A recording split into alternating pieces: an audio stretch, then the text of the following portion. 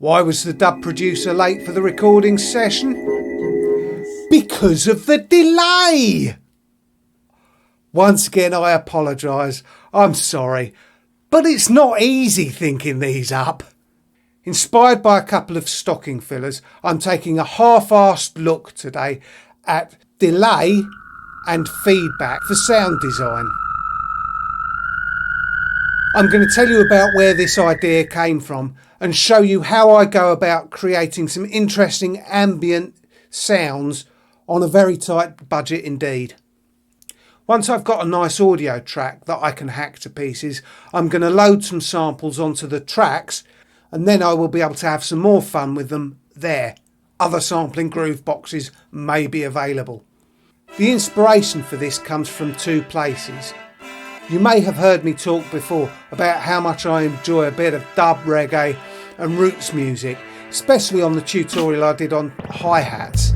But one of the other creative things that I love about dub music is how they use effects in an imaginative and creative way.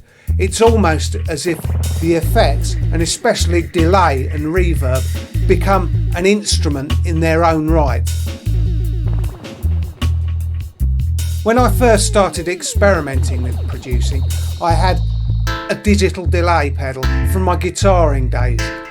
But one thing that I could never quite get it to do was to give that beautiful dub sound where the delay kind of fades and degrades into a nice washy, mushy mess of loveliness.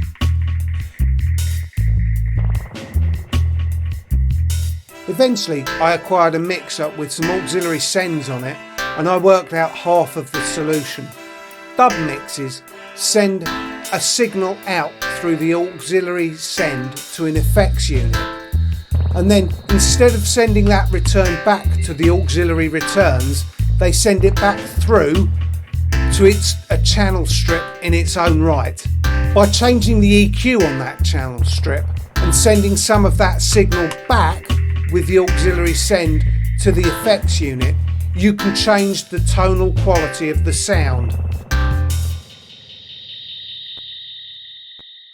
One of the reasons I got the Flow 8 mixer, if you can remember, was because it had those monitor outputs which you could send a signal to and treat as an auxiliary send.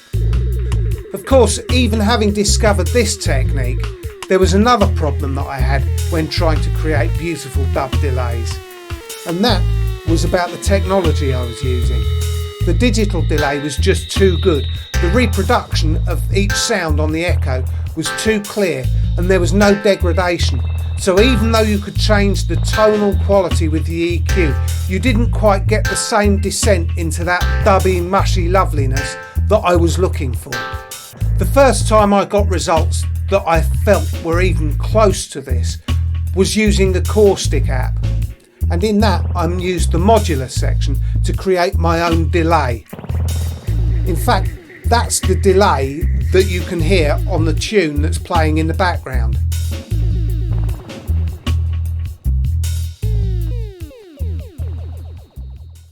I select a machine input module and pick the source, in this case the beatbox.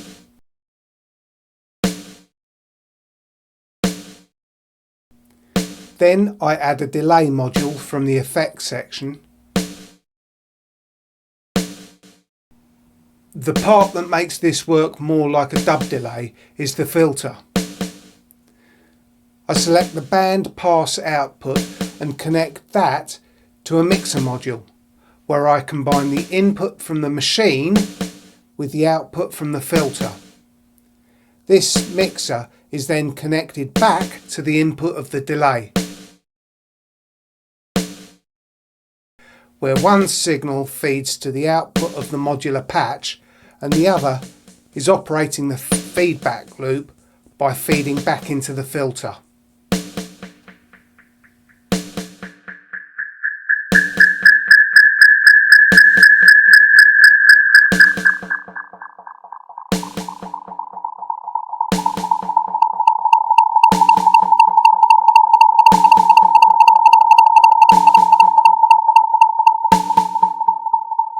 Fast forward to today and my dedication to making music only with hardware. My Christmas stocking this year put the world of Augustus Pablo at my fingertips with a melodica and the Behringer Vintage Delay VD400. The Vintage Delay on its own is really quite good for this. It's analogue and you do get that degradation in sound quality. Of course, I had to have a play with the melodica, and I did this by plugging the Vintage Delay into one of those monitor outs in the Flow 8 and then back through onto a separate channel in its own right. And then I could play at being the melodica king.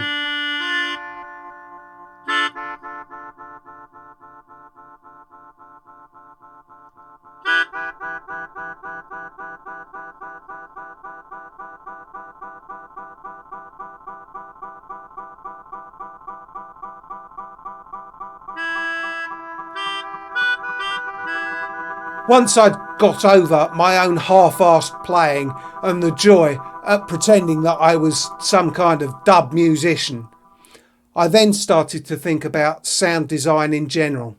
And that's where I decided to use a technique that people like Hainbach use.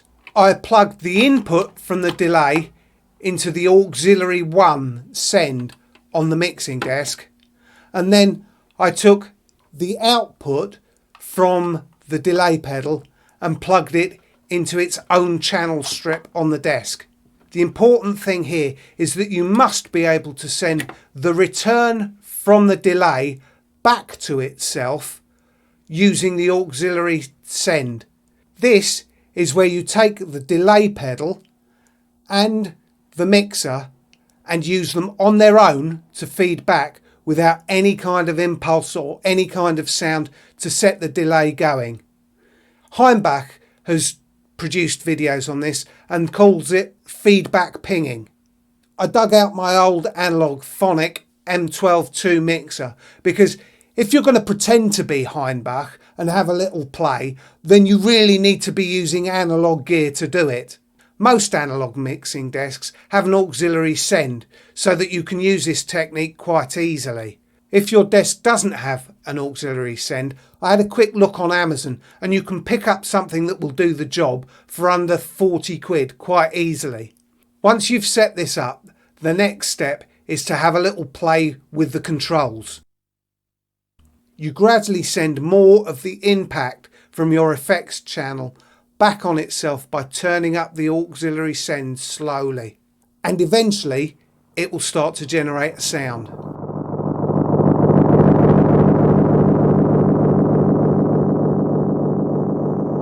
And then, like the dub masters of old, it's time to just have some fun with it. Change the amount of the auxiliary send that you feed back to the echo unit.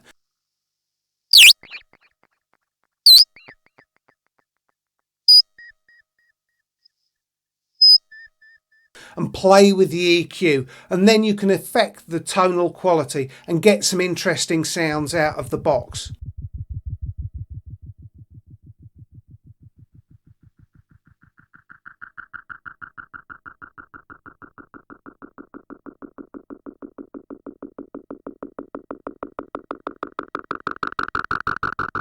Playing around like this, you can get some nice washes, some pulses, some slightly weird rhythmical patterns going on. It's all good.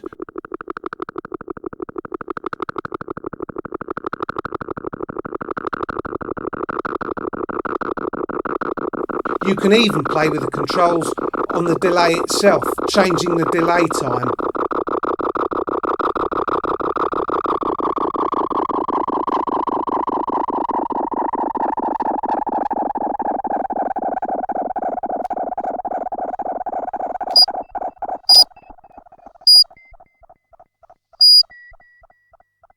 Once you've got lost for a while in that dubtacular sound frenzy, you then need to have a listen back to the sound file.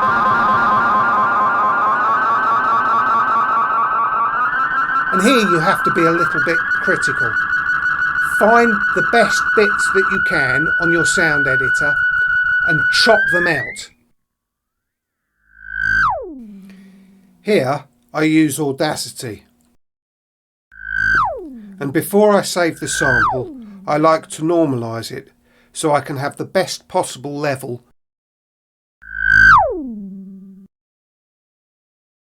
Then you can load them onto your sampler for a bit more audio fun. In the case of the circuit tracks, you sign into components and place the samples onto the pad you want them to be on before you send them to the circuit. Of course, this technique could also be used live for ambient sets, or if you're going to produce some live dub music.